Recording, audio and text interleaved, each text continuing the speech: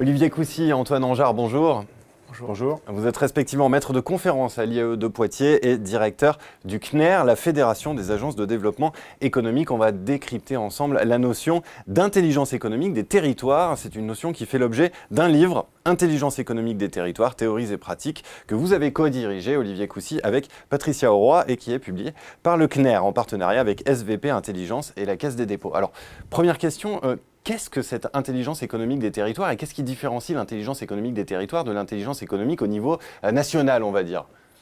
L'intelligence économique des territoires, elle trouve son fondement et sa source dans le rapport Martre, à qui on peut rendre hommage aujourd'hui, puisque décédé très récemment, qui avait posé les principes du management collectif de l'information stratégique au profit des acteurs économiques sur le territoire français. Et dans la foulée, aujourd'hui, on peut considérer que les territoires sont des véritables acteurs économiques. Et dans ce contexte, l'intelligence économique des territoires, c'est la capacité que vont avoir ces territoires à anticiper ces changements socio-économiques qui peuvent s'y produire. Et tout ça dans un souci de respect de l'éthique du développement durable, à savoir la participation, l'approche globale et équilibrée des territoires et le partenariat. En fait, il n'y a pas fondamentalement de différence entre l'intelligence économique à l'échelon national ou l'intelligence économique territoriale, si ce n'est que l'IE territorial peut prendre en compte des spécificités des territoires, chose qui n'est pas forcément dans la ligne directive de l'intelligence économique à l'échelle nationale. Qui sont les bons élèves en la matière ? Alors l'idée n'a pas été tant de décerner des bons ou des mauvais points, mais plutôt de valoriser des démarches différentes, menées par des territoires eux-mêmes très différents. C'est ce qui fait justement l'intérêt de l'intelligence économique des territoires, et qui sont selon nous souvent trop peu connus et reconnus. Pourtant, elle nous semble aller dans le bon sens. Je prends quelques exemples du plus simple au plus structuré. Un certain nombre d'agences régionales, comme celle de Pays de la Loire ou du centre, de la région centre, ont développé des systèmes de veille, d'observation, et qui sont finalement des choses assez simples, mais importantes pour donner des clés aux entreprises, pour anticiper des mutations, pour connaître les évolutions de leur marché, pour savoir ce qui va émerger et donc potentiellement, encore une fois, oui, les bousculer. C'est un atout pour les entreprises, mais c'est un atout pour le territoire aussi dans son ensemble, évidemment. Des démarches plus structurées, on en a connu par exemple dans l'ancienne région Midi-Pyrénées, avec le dispositif DREAM, qui sont donc plus structurés avec un accompagnement en fait, autant basé sur de la veille et de l'observation, qui permettent encore une fois d'anticiper les évolutions, mais aussi de manière plus offensive, d'accompagner les entreprises de manière à faire réagir après très rapidement en fonction de leurs enjeux, le territoire, pour les accompagner toujours voilà, dans un système un peu comme ça, circulaire. Alors, vous avez choisi une approche interdisciplinaire pour éclairer cette notion d'intelligence économique des territoires. Pourquoi ? Dès le début du travail sur l'ouvrage avec le CNER et Patricia Auroy, on a vraiment pensé que l'intelligence économique des territoires devait se concevoir comme un nouveau paradigme managérial, de sorte à répondre aux complexités, aux incertitudes propres de la construction d'un projet territorial et du vivre ensemble. Et en ce sens, l'intelligence économique territoriale, elle doit se concevoir comme un management public agile de l'information stratégique, et elle doit fonder une partie de son ancrage dans l'association entre la prospective, la veille, le management et l'influence. Et donc il faut appeler à des disciplines un peu connexes, parfois différentes, comme le management public territorial, le développement économique local, les sciences de l'information, la prospective. Et bien entendu, au final, le droit, qui est un peu le garant de l'éthique de tout ça. Et ce carrefour, en fin de compte, permet de traiter des problèmes assez variés, tels que la créativité territoriale, les territoires créatifs, la gouvernance de ces territoires au travers du management des projets d'investissement direct étranger, par exemple, les espaces publics numériques, le lobbying, l'open data, qui sert de base, en fait, aux futures villes intelligentes, et puis la sécurité économique au travers de l'action de la gendarmerie et même de la prospective. Quels sont les nouveaux défis aujourd'hui à relever en termes d'intelligence économique des territoires ? Et je vous pose la question parce qu'il y a eu des évolutions législatives récentes. Je pense que le principal défi aujourd'hui, c'est de faire prendre conscience à tous les territoires que l'intelligence économique, une démarche d'intelligence économique est un outil indispensable dans une démarche ambitieuse de développement économique.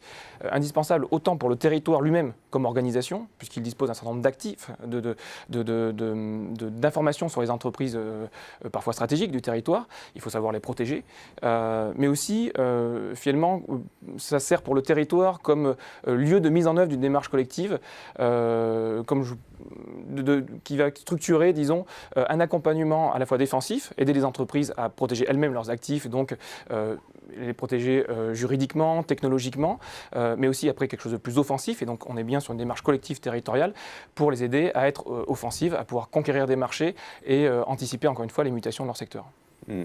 Et en fait, l'objectif, c'est de placer le développement territorial au cœur du management public et d'installer une vraie démarche d'intelligence territoriale comme élément central en fait, du dispositif de développement économique local.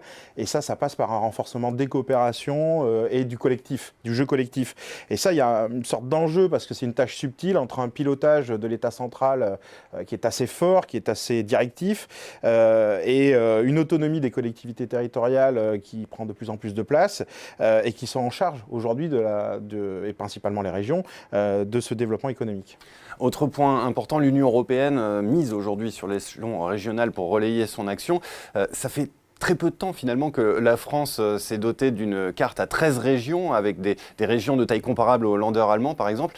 C'est tellement récent, on peut se demander est-ce que notre histoire administrative ne va pas être un boulet pour cette intelligence économique des territoires? Qu'en pensez-vous? Il me semble que le problème ne se situe pas tant au niveau de l'organisation territoriale en réalité, mais plutôt sur l'articulation entre le niveau national et les territoires. Jusqu'à présent, la politique d'intelligence économique a été vraiment pilotée, ce que disait Olivier, par l'État, oubliant souvent que les tissus économiques des différents territoires sont très différents. Donc une politique uniforme sur tous les territoires n'a pas véritablement de sens. Donc c'est bien cette articulation qu'il faut arriver à inventer ou à réinventer. Par exemple, avec un État qui est beaucoup plus impulseur, coordinateur, mais avec une marge de manœuvre, une autonomie d'adaptation sur le territoire, parce que c'est au territoire de s'adapter donc à leur tissu économique, aux entreprises qui s'y trouvent, de manière à avoir quelque chose de très adapté, aussi de très collectif, intégrant tout un écosystème d'acteurs, qui soient privés, publics, et dans lesquels d'ailleurs on retrouve les universitaires qui sont importants dans ces démarches-là, pour prendre du recul sur les pratiques et mettre en regard, mettre en valeur, en lumière ce qui doit être amélioré ou mener de manière différente. Et bien que la politique nationale ait été impulsée de manière assez magistrale par Alain Juillet dès 2003, aujourd'hui, elle peine un petit peu à se relancer. On est dans une situation assez critique, d'autant plus que les budgets ont tendance à se raréfier, hein, c'est bien connu, et les ressources humaines, notamment en termes de compétences, s'amenuisent.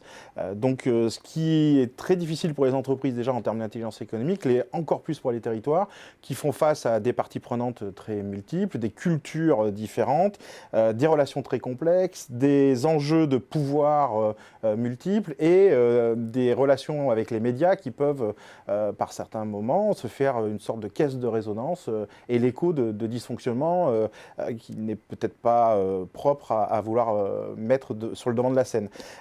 Et c'est pour cela qu'aujourd'hui, il faut arriver à s'inscrire dans une logique de recherche-action vis-à-vis des laboratoires de recherche qui travaillent sur ce thème de l'intelligence économique des territoires, pour essayer de comprendre comment ces processus d'intelligence territoriale ou de politique publique régionale d'intelligence territoriale se construisent chemin faisant et pour arriver à se déployer complètement et passer du stade de l'expérimentation, comme depuis quelques années, à un stade de déploiement complet sur le territoire. Eh bien, merci beaucoup à tous les deux pour cet éclairage, cette présentation de cette notion assez peu connue d'intelligence économique des territoires. Et pour ceux qui veulent aller plus loin, je renvoie à votre livre « Intelligence économique des territoires, théories et pratiques ». Merci encore. Merci.